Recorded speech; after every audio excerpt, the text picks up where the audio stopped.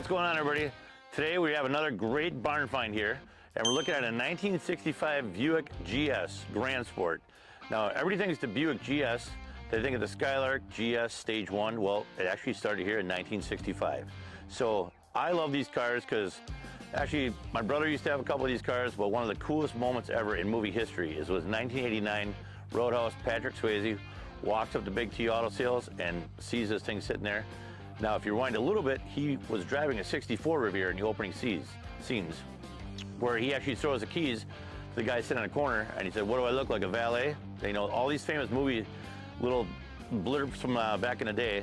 But this one here, he actually looked at another 65 Riv, and he walks up, and as you can see here, the old clamshell headlights. I think this one's, they're open right there. Let me see if I can close this one here.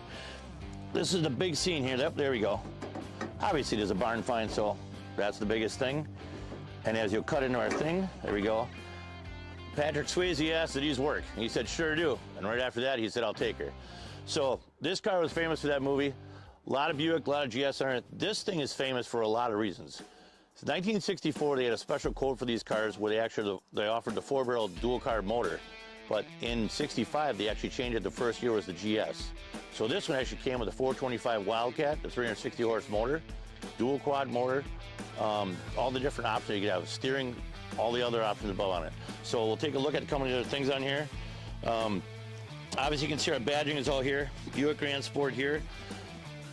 Came with the Super 70s. This car also, being in a cool barn find that we have here, is this one was actually sitting in a barn, I believe, since 1975. Now, yeah, 75 is when this one got parked. We were told that this one here, this was actually another local one here in Wisconsin, not too far from my yard and my shop. This car couldn't run right back in the day, so they actually took it to a dealership, and the dual quad motor wouldn't run right for the owner, so they actually pulled the dual quad motor out of it, the twin valve covers, or all the stuff out of it, and they actually put a single 4-barrel motor back into it because he couldn't get it running right. Now, we were able to track down the original motor, twin valve covers, all these other options. So let's take a look at the car. So we established we don't have the original number matching motor and dual quad intake and carburetor here, but we did actually find the original owner and tracked down some of the other parts for it, and we do have the parts for that now. As far as the interior, these cars were so cool. Buckets, console, I mean, Buick always outdid themselves on every option here, what they could do. So obviously this one, total barn find. Some guy was trying to fix this thing, cut out the floorboards, and gave up like they always do back in the day. So Buick was also known for all his little jewelry, is what we always call it. You know, you got the courtesy lights in the back. Going to the dashboard here, and they've got the great Gran Sport on the dashboard, Riviera Gran Sport there. These cars were so cool. I believe they did a 0 to 60 in about 7 seconds or something like that, which was really fast. I know the modern day age now it's really slow, but 65 was pretty damn cool. So 140 speedo. These cars just cruised. They just floated everywhere. Look at the console. It just molds right in here. All the courtesy lights here. Obviously the bucket seats are gone on this one. We have them sitting in the back, but you know, we'll get some other options. Even the headline's still intact in this one. So this is a great car, and this will be restored again because again, the options on this thing are very low.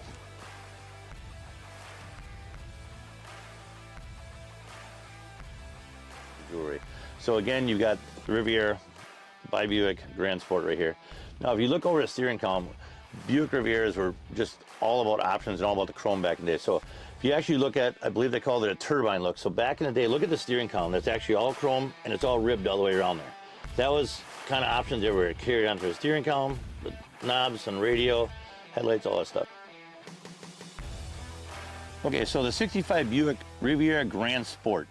According to documentaries and everything that we have here, there was only, out of 34,586 Rivieras built in 65, only 3,354 were ordered with the option code A9, which would be the Gran Sport. Now, if you keep looking at these things that we're talking about, now, in 1964, they actually offered the option for the 4-barrel option. A dual 4-barrel option was actually optioned in 1964 with a code of KX. However, these 64 Rivieras were not identified as Gran Sports and did not have any GS emblems. Buick installed this engine only in 2,122 Rivieras in 64. The GS option was not always the engine option, it verified from year to year. Now, when we did this in 1965, the Gran Sport has been extensively researched by several ROA members, including technical advisor Leonard Scott, ROA number 125, and the late John Hirsch, ROA number 47.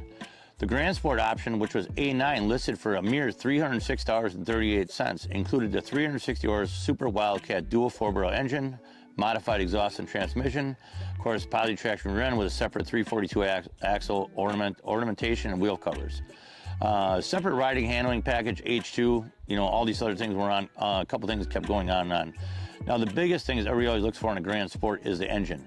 Now, the Gran Sport did not offer the chrome wheels, upgraded all the other stuff.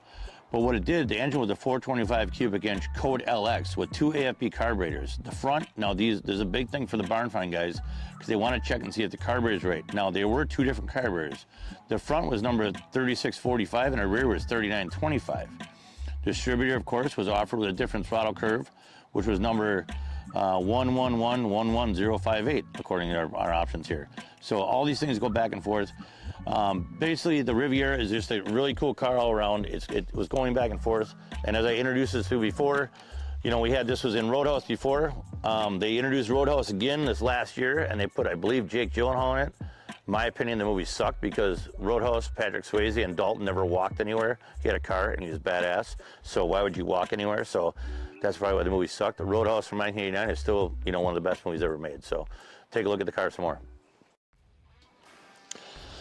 So as we were looking for goodies in this car, now, obviously, one of the biggest things is the color on this car. This is not factory. It never came with Chevrolet orange, but that was already kind of changed out. I believe this was a tuxedo black car. As you look around here, there's still the Y-Track Super 70s on the car from when the guy bought it back in the day. And these might have been replaced at one point in time, but I really don't think they are. Rivieras also came with a big, huge center hub over here.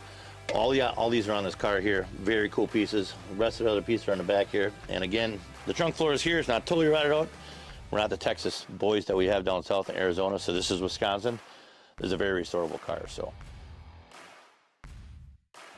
Another cool thing about the 65 option, 1965 when it came change out, is all this beltline chrome here. Rivieras were all known for this. This car actually has all this intact. It goes all the way through the sail panel, A-pillars, and even back here, this was another cool option for 65, how it came around the back side of here. All good pieces, all hard to find, and you know, the roof lines on these cars are it's just phenomenal. You know, I mean, even the back seat piece, all the fins in there, that's actually a rear speaker panel back there, so. Very cool options on these cars, and I don't know, this does match the wood grain on here. I didn't look up this option here, but I believe this is a little aftermarket radio or something they had going on here. So, but yeah, very neat car. She's a runner. Now can I keep going?